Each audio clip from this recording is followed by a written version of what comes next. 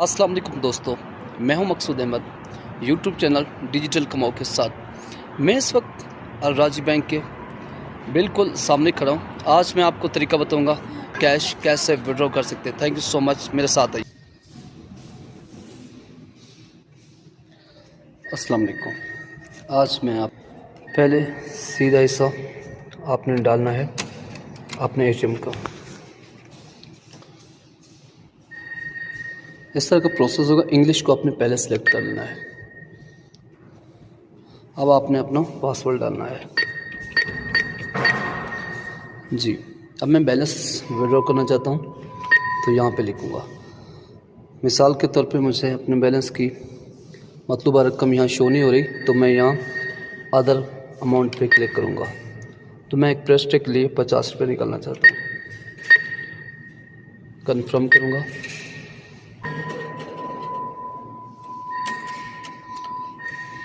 ये मैंने कार्ड वापस ले लेना है। अगर इस तरह की मज़ीद इन्फॉर्मेशन वीडियो चाहिए तो आप मेरे चैनल को सब्सक्राइब करना ना भूलें।